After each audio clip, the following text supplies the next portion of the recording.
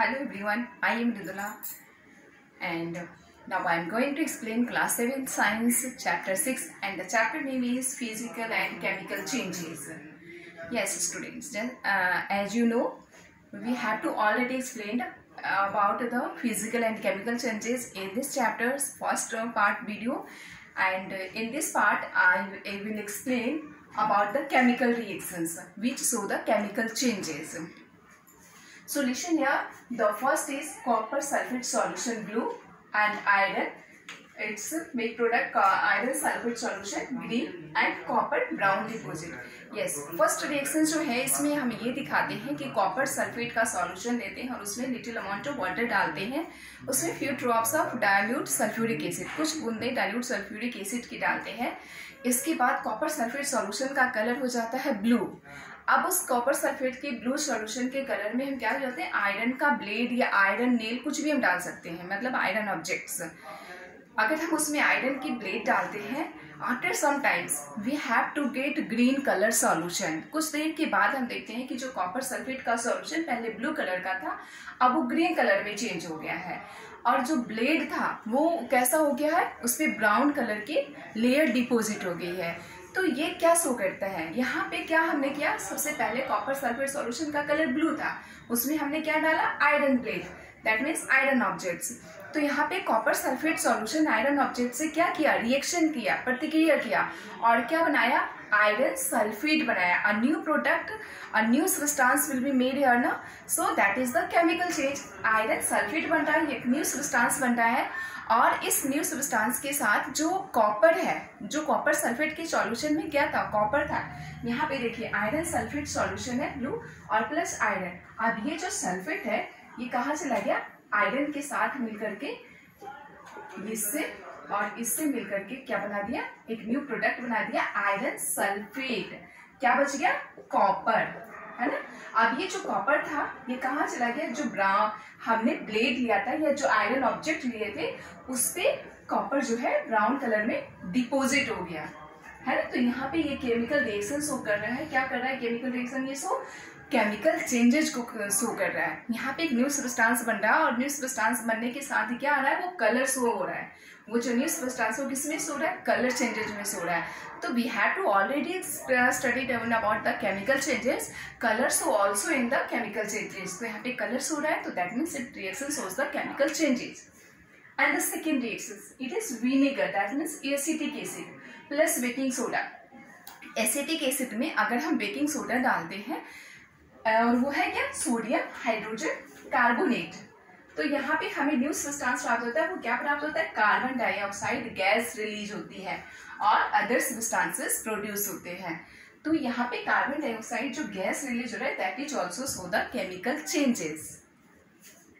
Third is carbon dioxide plus lime water, calcium hydroxide. Yes, अगर हम carbon dioxide, calcium hydroxide, lime water में carbon dioxide gas release करते हैं या carbon dioxide gas मिलाते हैं तो क्या हो जाता है, कैल्शियम कार्बोनेट बन जाता है, और जो लाइम वाटर का कलर था वो क्या हो जाता है, मिल्की व्हाइट, बिल्कुल मिल्की व्हाइट में चेंज हो जाता है। क्यों, ड्यू टू वहां पे क्या बन रहा है, कैल्शियम कार्बोनेट। कैल्शियम हाइड्रोक्साइड जो है वो कार्बन डाइऑक्साइड से रिएक्शन करके कैल्शियम कार्बोनेट बन रहा है, और कैल्शियम कार्बोनेट के कारण लाइम वाटर का जो कलर है वो मिल्की व्हाइट हो जाता है, और क्या होता है, वाटर जो है वो वेपर के रूप में रिलीज हो जाता है। So that is this chemical reaction is also show the chemical change. And the fourth one is कई बार आपने सुना होगा कि हमारे जो एटमॉस्फेयर में है सूर्य से, सन से कुछ अल्ट्रावायलेट रेज निकलती है जो अर्थ के लिए या जो अर्थ पे लिविंग थिंग्स हैं उनके लिए क्या होंगे, हानिकारक होते हैं, हार्मफुल होते हैं, जो इन्हें हानि पहुंचा सकते हैं। तो इसलिए हमारे एटमॉस्फेयर में क्या है, एक ओजोन लेयर है। अब वो ओजोन लेयर क्या करता है, जो सन से अल्ट्रावायलेट रेस निकलते हैं उसको वो एब्जॉर्ब कर लेता है, जिससे कि अर्थ पे वो जो अल्ट्रावायलेट रेज है, वो जो हार्मफुल रेडिएशंस है वो अर्थ पे नहीं पहुंच पाती है, और जो लिविंग थिंग्स है उन्हें कोई हार्म नहीं होती है, वो सुरक्षित रहते हैं। तो यहाँ पे ओजोन क्या कर रहा है, ओजोन उस अल्ट्रावायलेट रेडिएशंस को एब्जॉर्ब करता है और उसको क्या करता है, ब्रेक डाउन करता है, ऑक्सीजन रिलीज करता है। तो दैट मीन्स यहाँ पे जो ओजोन का जो शील्ड अल्ट्रावायलेट रेडिएशंस को एब्जॉर्ब कर रहा है, तो that is also a chemical change. Ultraviolet radiation absorb करने के बाद जो क्या हो रहा है, न्यू सब्सटेंस हो रहा है, कौन सा, oxygen. Oxygen and ozone it is a different form, दोनों अलग अलग हैं। तो ओजोन लेयर O3 और ये एब्जॉर्ब करता है क्या, अल्ट्रावायलेट रेडिएशन जो सन से निकलते हैं, और क्या देता है, ऑक्सीजन प्लस ऑक्सीजन में ब्रेक डाउन करता है, तो that is also a chemical change. Okay, yes. And news in the first video I have explained about the chopping of vegetables, also a physical change. But some vegetables like brinjals, like apple, guava, if you chop them, अगर आप इसे काट करके थोड़ी देर के लिए रख देंगे 5 to 10 मिनट्स, तो आप देखेंगे इस जो कटिंग पीस है इस पे क्या होती है, ब्राउन कलर की लेयर डिपॉजिट हो जाती है, इसके कलर चेंज हो जाएगा और इसमें ब्राउन कलर का चेंज हो जाएगा ये। तो इसका मतलब ये क्या हो रहा है, यहाँ पे जो पीसेस हैं जिसपे ब्राउन कलर का चेंज हो रहा है वो भी क्या है, एक न्यू सब्सटेंस फॉर्म्ड हो रहा है, वो एटमॉस्फेयर के ऑक्सीजन से प्रतिक्रिया करके आयरन ऑक्साइड बना ले रहा है। तो यही कारण है कि उसमें कलर चेंज होते हैं।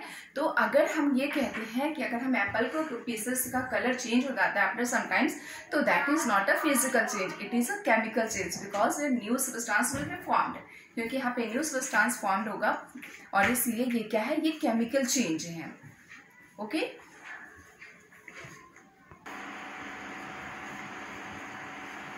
Yes, now I will talk about the rusting of iron.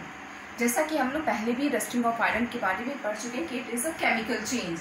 अब हम इसमें ये देखेंगे कि इसमें इक्वेशन क्या होते हैं, रस्टिंग ऑफ आयरन आखिर होता है कैसे, क्या होता है, क्या बन जाता है, उसमें कौन कौन से एलिमेंट्स इसमें यूज होते हैं। जैसे रस्टिंग ऑफ आयरन को इक्वेशन में हम यहाँ पे समझेंगे। तो सबसे पहले क्या है, iron, iron plus oxygen, oxygen कहाँ से मिलता है, फ्रॉम देयर एयर, हवा से, एटमोस्फेयर से, प्लस वाटर, वाटर जो भी हमारे एटमोस्फेयर में है या जो भी वो वाटर के टच में होता है, ये सबसे मिल करके क्या बनाता है, रस्ट। रस्ट क्या है, iron oxide, and the symbol is Fe2O3। ये आयरन ऑक्साइड है, रस्ट है, यही बनता है किससे, आयरन से। आयरन को सिंबल Fe होती है, oxygen O2 and water H2O, और फिर इन सबसे मिलकर के बनता है रस्ट, जिसे कहते हैं आयरन ऑक्साइड, और इसको हम डिनोट करते हैं Fe2O3 से। तो रस्टिंग ऑफ, अब ये कि रस्टिंग ऑफ आयरन के लिए क्या क्या चीज का एसेंशियल होना है, तो presence of oxygen in water is essential. Rusting of iron के लिए water and presence of water and oxygen ये जरूरी है, ये एसेंशियल है। अब है कि बहुत सारी ऑब्जेक्ट्स होते हैं जो हम किसके बने होते हैं, आयरन के बने होते हैं। जैसे हमारे शिप्स हैं और वो डेली कंटिन्यू 24/7 क्या रहते हैं, पानी में ही रहते हैं कई सालों तक। तो फिर क्या होता है, उसमें भी बहुत जल्दी रस्ट लगते होंगे, फिर वो ऑब्जेक्ट्स जो है क्या होगा, डैमेज हो जाता होगा, कई पार्ट्स उसके ऊपर होते हैं। अच्छा, एक और अगर जो समुद्र में सीप्स होते हैं या जो समुद्र के किनारे होते हैं, वहाँ पे आयरन ऑब्जेक्ट्स बहुत ही जल्दी डैमेज होता है। वाई, बिकॉज समुद्र का वाटर में क्या होता है, सॉल्ट होता है, अगर सॉल्ट के साथ उस पर रिएक्शन होती है तो बहुत ही जल्दी रस्ट फॉर्म होता है और आयरन ऑब्जेक्ट्स बहुत ही जल्दी डैमेज हो जाते हैं, डैमेज हो जाते हैं। तो अब कहते हैं कि बड़े बड़े शिप्स हैं, ये हमेशा पानी में चलते हैं, तो उसको बचाने के लिए क्या करते हैं, तो उसको बचाने के लिए क्या करते हैं, जिंक क्या एक लेयर डिपॉजिट करते हैं आयरन ऑब्जेक्ट्स पे। अगर हम जिंक का लेयर डिपॉजिट करते हैं तो आयरन ऑब्जेक्ट्स क्या होता है, रस्ट से बच जाता है, और इस प्रोसेस को कहते हैं गैल्वेनाइजेशन। और क्रोमियम का भी लेयर हम डिपॉजिट कर सकते हैं रस्ट से बचाने के लिए। जिंक और क्रोमियम का लेयर डिपॉजिट होता है आयरन ऑब्जेक्ट को रस्ट से बचाने के लिए। And the process of depositing of layer of zinc on the iron objects is called galvanisation. हमारे घरों में जो वाटर के पाइप होते हैं उसमें तो हमेशा पानी चलता रहता है, लगे जो होते हैं वाटर पाइप जो फिट रहते हैं, लेकिन फिर क्या होता है, वो तो दीवार के अंदर होते हैं, तो क्या वो कभी डैमेज होते हैं, बहुत लंबे समय तक नहीं डैमेज होते हैं। क्यों, क्योंकि उसमें भी क्या रहता है, जिंक का लेयर डिपॉजिट रहता है। आप देखते हैं वो कैसा लगता है, व्हाइट कलर के दिखते हैं, लेकिन वो किसके बने होते हैं, आयरन के बने होते हैं। वो व्हाइट कलर के क्यों दिखते हैं, बल्कि सिल्वर कलर के दिखते हैं, बिल्कुल शाइनिंग से सिल्वर क्यों दिखते हैं, क्योंकि उसमें जिंक का लेयर का डिपोजिशन होता है। जिंक लेयर डिपोजिट करते हैं किसके लिए, रस्ट से बचाने के लिए, आयरन के पाइप को रस्ट से बचाने के लिए। Okay, so now let's will discuss about the galvanisation.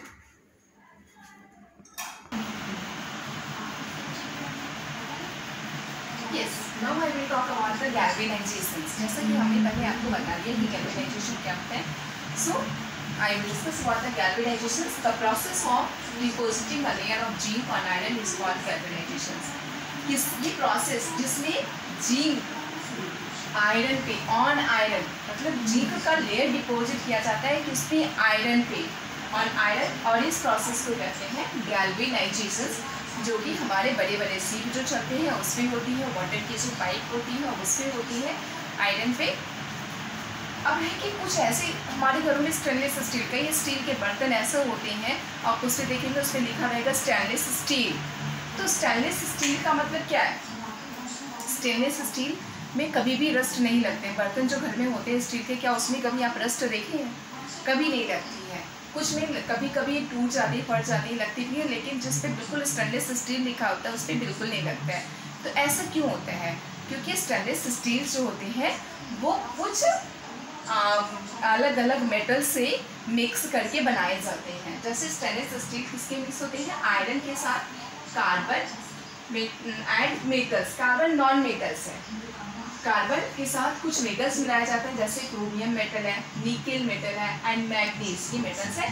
यही कारण है कि स्टेनलेस स्टील में जो बनाए जाते हैं आयरन के जो स्टील्स होते हैं, जो स्टेनलेस स्टील्स रहते हैं, उसमें कभी भी रस्ट नहीं लगता है। क्यों नहीं लगता है? क्योंकि इसमें क्या मिक्स होते हैं? Carbon, nickel, manganese and chromium. That's why stainless steels doesn't rust to get rust. Okay,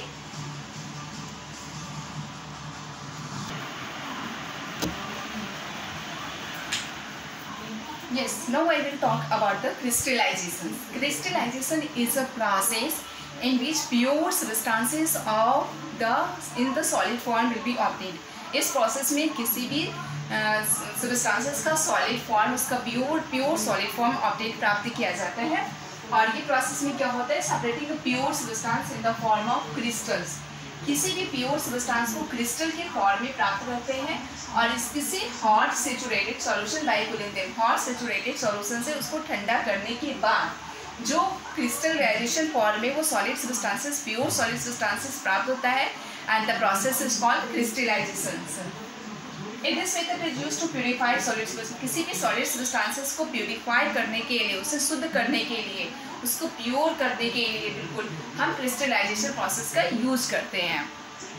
okay students, तो अब इसके लिए क्या करते हैं, जो हमारे बुक में दिया हुआ है एनसीईआरटी में क्रिस्टलाइजेशन के लिए, कि कॉपर सल्फेट का हम पाउडर लेते हैं और उसको हम क्या करते हैं, वाटर में घोलते हैं, उसमें कुछ drops of dilute sulphuric acid डाल देते हैं और उसके बाद उसे गर्म करते हैं। पानी को, वाटर को गर्म करते हैं और उसके बाद उसमें कॉपर, वो पानी में पहले डाइल्यूट सल्फ्यूरिक एसिड के कुछ ड्रॉप्स डालते हैं, उसके बाद उसमें कॉपर सल्फेट का पाउडर कंटिन्यू डालते हैं और हमेशा स्टरिंग करते हैं तब तक जब तक कि वो उसमें पूरी पाउडर सॉल्यूशन घुलता न जाए। कंटिन्यू डालते रहते हैं और उसको हमेशा कंटिन्यू चलाते हैं और गर्म करते हैं। गर्म करते करते एक टाइम ऐसा हो जाता है जब अब कॉपर सल्फेट सॉल्यूशन उसमें नहीं घुल पाता है, तब हम उसे क्या करते हैं, उसको फिल्टर पेपर से छान लेते हैं और उसे ठंडा होने के लिए छोड़ देते हैं। तब तक ठंडा होने के लिए छोड़ देते हैं जब तक हम देखते हैं उसके जो कॉपर सल्फेट है वो क्रिस्टल के फॉर्म में जब तक प्राप्त नहीं हो जाता है। तो दैट प्रोसेस इज कॉल्ड, और इसी प्रोसेस को हम क्या कहते हैं, क्रिस्टलाइजेशन कहते हैं। Yes students, on a crystallization is a physical change because there is no new substance will be formed, क्योंकि यहाँ कोई नया substance नहीं बन रहा है, वही कॉपर सल्फेट हमने लिया था, बस उसको हमने क्या किया, लार्ज पार्टिकल्स में प्राप्त किए। वो बहुत ही छोटे पार्टिकल्स में थे जो हमें क्रिस्टल्स की फॉर्म में नहीं दिखते थे, लेकिन क्रिस्टलाइजेशन प्रोसेस से उस कॉपर सल्फेट पाउडर को क्रिस्टल्स जो है हमें लार्ज फॉर्म में, थोड़े बड़े बड़े फॉर्म में दिखते हैं, और ये क्या है, फिजिकल चेंज है। Okay, so now your chapter will be complete about the physical and chemical change. So you have understand about that physical and chemical change. Okay, now thanks for watching the video.